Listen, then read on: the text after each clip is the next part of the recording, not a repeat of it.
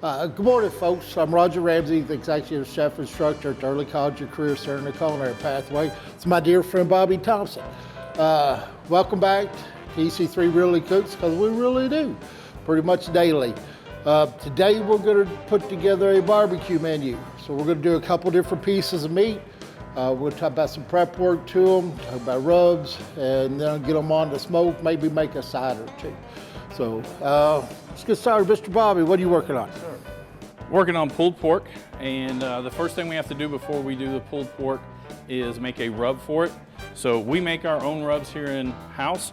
The great thing about cooking is you do not have to always follow exactly what we do. There are some store brands that you might like. We like to do it because we can control what goes into it a little bit more. We like to have our own types of seasonings. So that is how we come up with our pork rub. Our pork rub includes brown sugar, salt, pepper, some paprika, some Cajun seasonings. There are cumin and some cayenne pepper. And again, you get to make your rub how you want it. Now, when we have a pork buck, which is actually the shoulder of the pig, the first thing we want to do is we're going to pat it dry. You don't want a lot of the excess moisture that's been left on it from the packaging process. So we will dry it all the way around. Now, again, we have our rub, but we want to get it into the meat.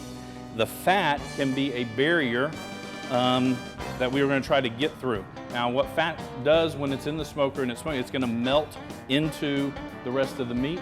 But we're also going to score this first and get the rub down in there so that it has a little bit more flavoring. Now, just take a knife, try to get a sharp knife as you can. You're going to make a diamond look called hatch cuts. And we're just going to cut across. Then we'll turn it 90 degrees and do the exact same.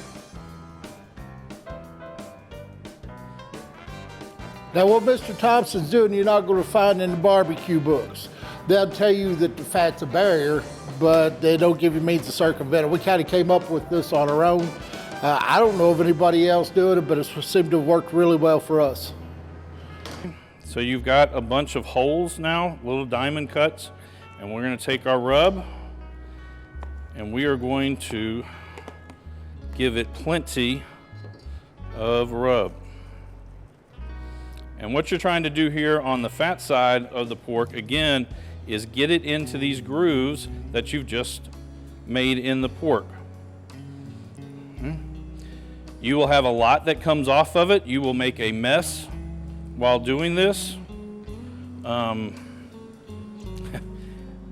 that's the fun part in it, I guess.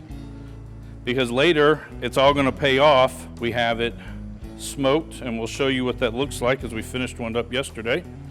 But we're gonna put plenty of rub there. Need to get rub on all sides. All the way around.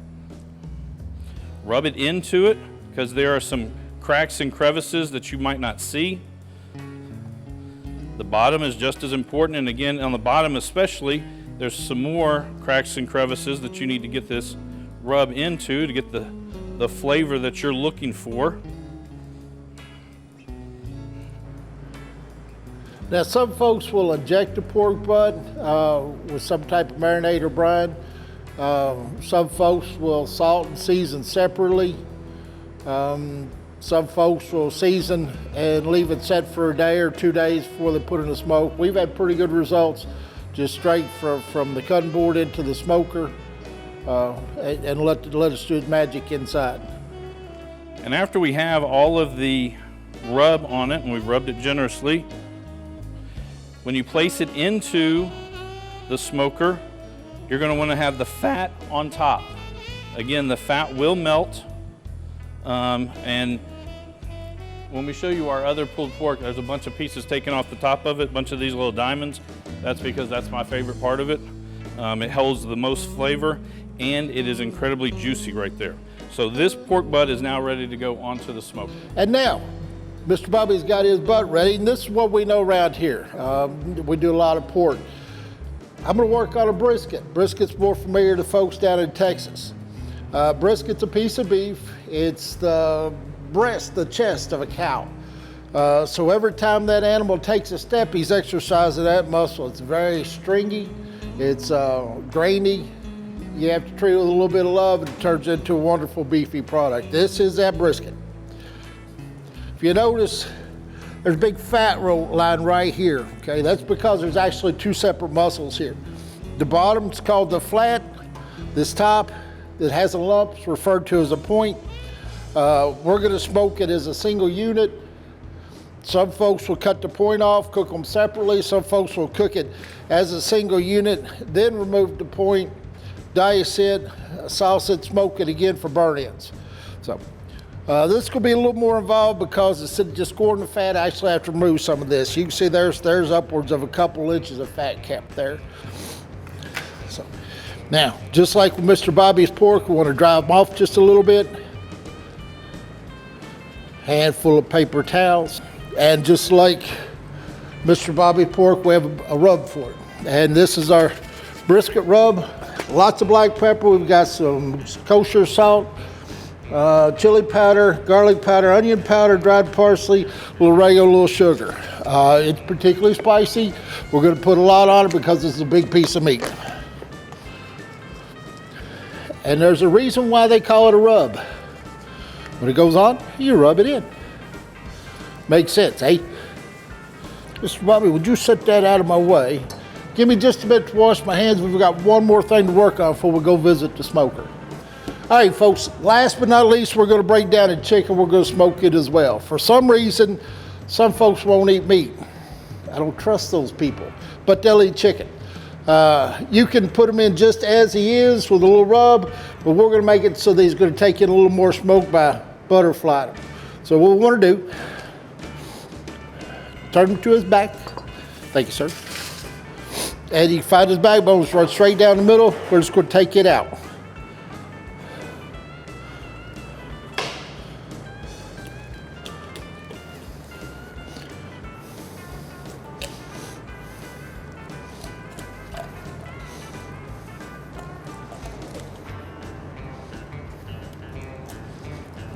Oops.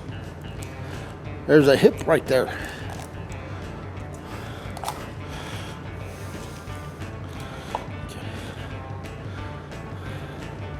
Now, excuse me, sir. So, flip them back so that the cavity is open. Give it a little press in the middle. And you can feel that keel bone, the breastbone break. It's right there. Now we just want to lift that keel bone out. Give it a little tug, work it around a little bit. What that will do, not only allow them to lay flat so it's more even cooking, it'll also help the heat penetrate. It'll cook just a little bit faster. Now all our meats are going to go in the smoker at the same time, at the same temperature. With that said, because we have poultry and it has to cook to a different temperature, a higher temperature, make sure he goes on the bottom. He's a sturdy bird. Keep on. And now, just like the beef and the pork, we've got a little rub. This one we make in-house, we call it our chicken dust. We've got paprika, chili powder, some thyme, garlic powder, onion powder, cayenne, salt, and black pepper. You notice there's a lot of them are the components for barbecue rub are mimicked. They're repeated over and over. They just go well with the smoke. This guy does not need near as much rub as those other two big honking pieces of meat.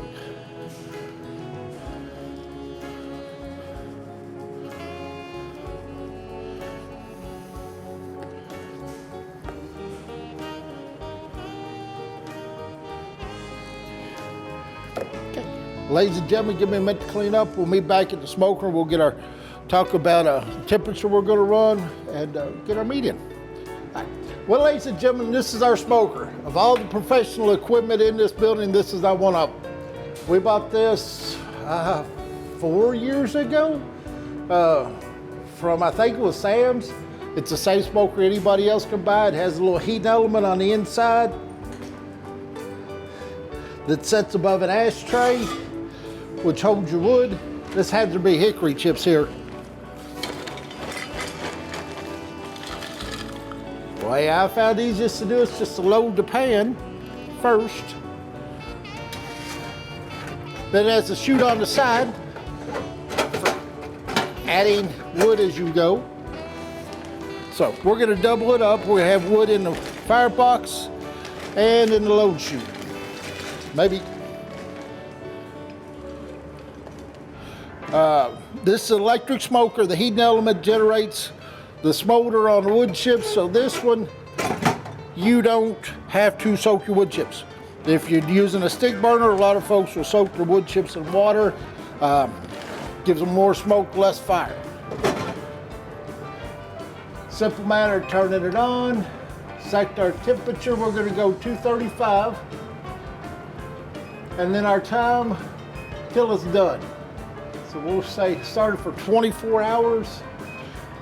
It fires up the heat element, generates heat to the firebox, causes the smoke. Again, how this meat goes in is completely up to you. If you're doing multiple meats at once, again, the chicken, the poultry has to go on the bottom. All right, no, my smoker's not dirty, it's just well seasoned.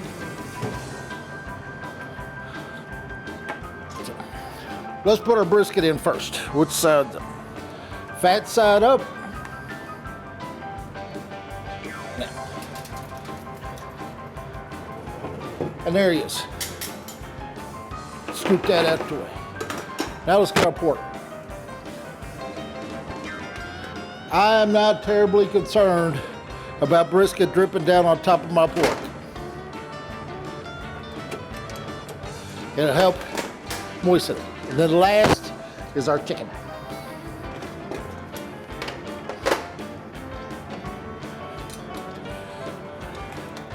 Now, what else is inside this firebox other than the meat is a water pan. So, what you do, you keep a little water in there, generates humidity, helps smoke more evenly, helps the meat from drying out. With all that fat we've got working, it's not going to dry out. But I don't want all that fat dripping down from the chicken into the firebox, so I'm going to set a little quarter pan right there. And there we go. Chicken's going to take about 4 or 5 hours. It has an internal temperature of 165 degrees minimum. That's what ServSafe says. The pork and the brisket, we're not cooking the temperature yet.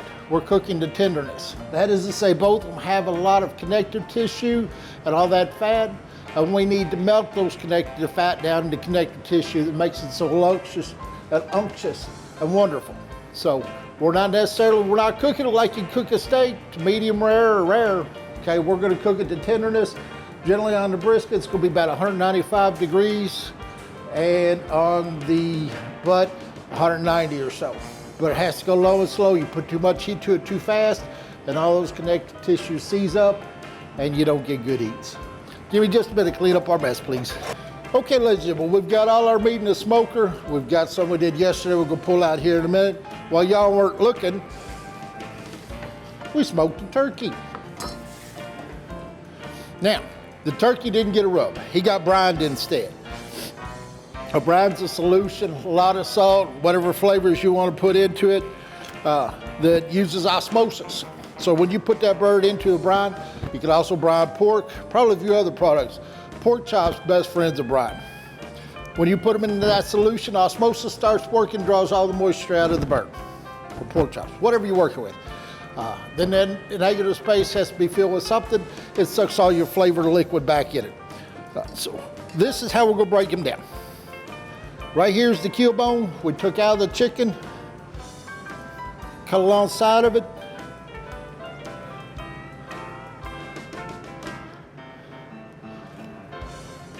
Oh, too deep.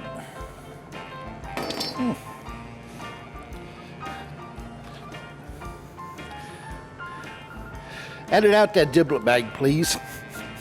That was a giblet bag. I didn't know it was in there. So, anyway, this turkey is still cool. We're gonna reheat it for sandwiches. It's just easier to work while it's cool. So, pull all that breast meat off.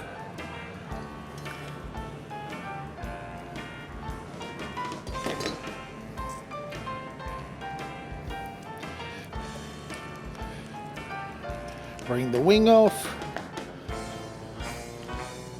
Pop the thigh loose. And cut through the tissue.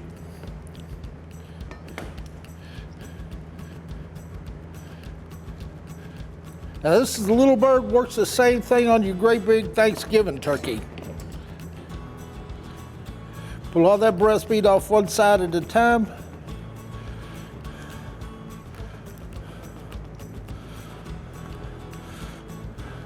I'm a big believer in using fingers instead of knives sometimes. It's all you're doing is pushing the meat off the bone. Fingers are gonna work just fine.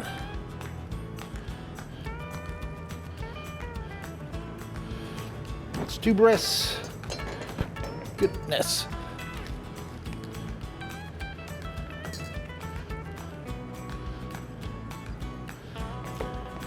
Two wings.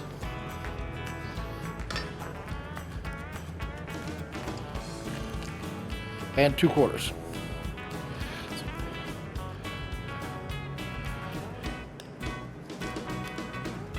All those little bits and pieces, just pull off the bone. They'll go on a sandwich, on a plate, make some turkey salad, do with it what you want. We don't need the carcass anymore. Now the breasts, again, this is a small bird. Same process works on your big one. Find the grain of the meat, cut across the grain through the skin. Everybody gets a little piece of turkey. Everybody gets a little bit of skin, because everybody likes the skin. There's your turkey for turkey sandwiches. You can shred all the dark meat if you wish. Make yourself turkey salad. Your kids might like to wander around like Henry VIII, throwing on the drumstick. So.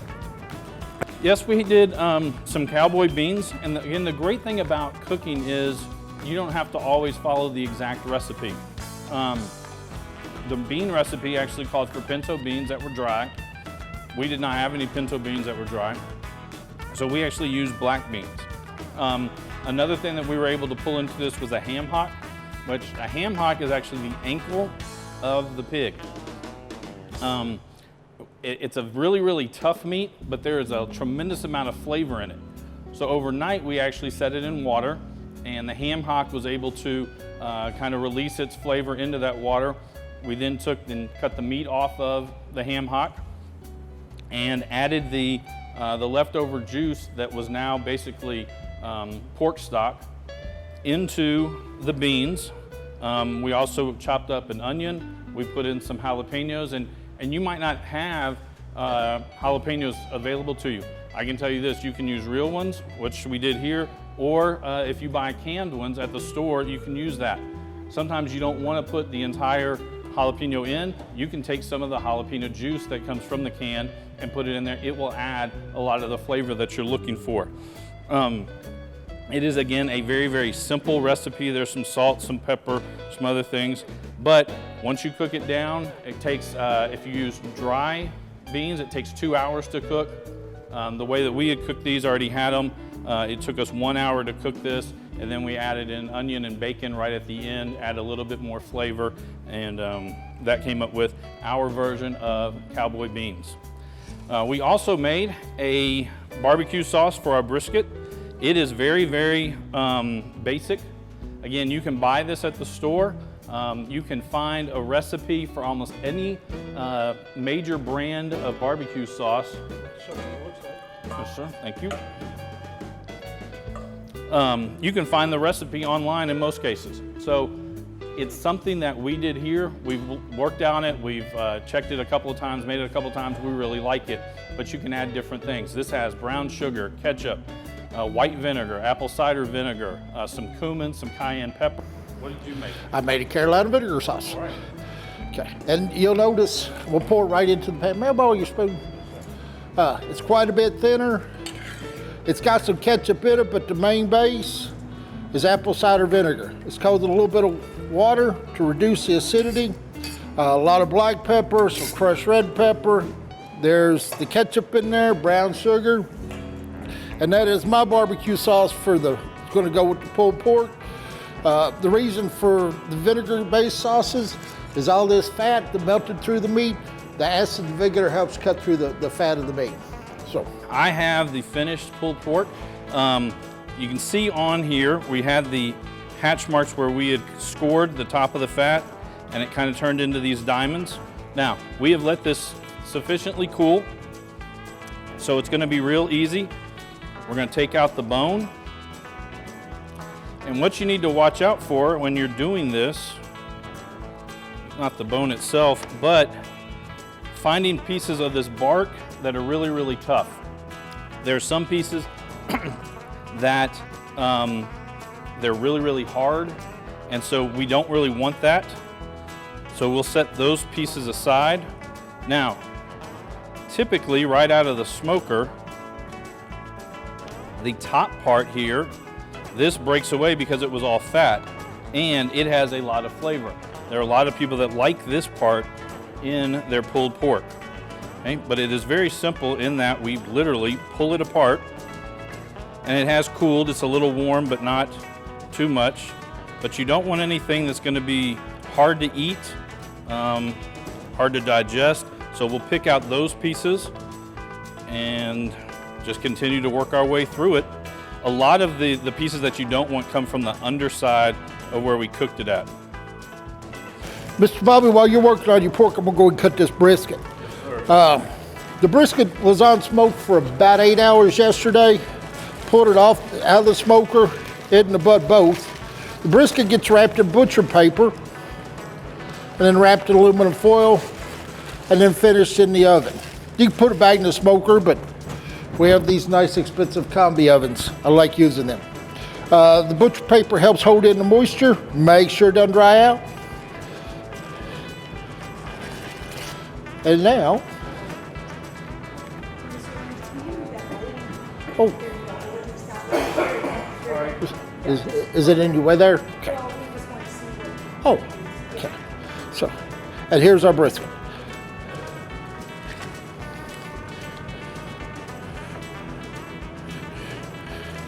Get rid of this mess. Set this out of the way. So, we talked about, sorry about that. We talked about the two different muscles. There's that fat line. We're just gonna run a knife through there real quick. Separate the two. Where are my fingers?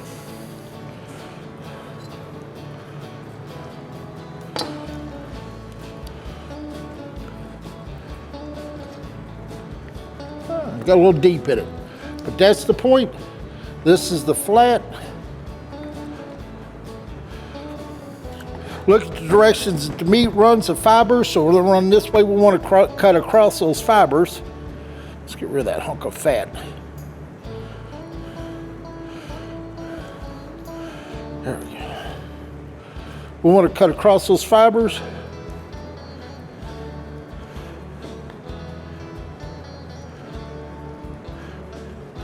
Now, if you go to eBarbecue, you order brisket, you're going to say, do you want lean or moist? Or lean or wet? Or lean or fatty? I don't mind being called fatty. Fatty is referred to the point. That's all. You can see it has quite a bit more fat. Back to the pulled pork. We've actually now pulled all of it, separated. There's no magical trick. We usually use these things called claws that'll tear it apart, but you can use your fingers and there's no problem. After we get it done, we're actually just gonna dust it with a little bit of the same pork rub that we had put on before. Some people, if you leave your pork in the smoker too long, it'll dry it out a little bit. At this point is when you could add some moisture back into it. And a way you could do that was I do apple cider vinegar if it ever goes over. I like the sweetness of the apple cider vinegar. I also put some apple seasoning in mine. But again, the great thing about this is you can make it your way. You don't have to do it exactly the way we do it. Do it your way, try different things out. Try to make sure that it's what you like because it's what you're gonna cook and try to feed your family. Ladies and gentlemen, we've got our pulled pork, we've got that turkey we snuck in, our brisket, now that leaves us with our chicken. He took on a bunch of color. He was only on smoke about 2.5, maybe 3 hours. Remember, poultry, the turkey, the chicken have to be cooked at internal temperature 165 degrees. The brisket, the pork, you're cooking to tenderness. There's a target number, but you need to break down all those connective tissues and melt the fat. Poultry's different. It's that thing called salmonella. Salmonella's not your friend. As the saying goes, ain't nobody got time for that. We're gonna cut the chicken the same way we did the turkey, or we're cutting through the bones this time, instead of pulling the breast meat off. I'm a big wing fan. I also like a little bit of white meat. So, there's a big bite of wing.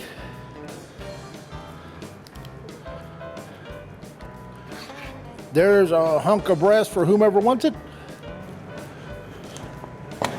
And I cut through the bone. You're not supposed to cut through the bones on a chicken. So there's half a chicken. There's a fat line right there.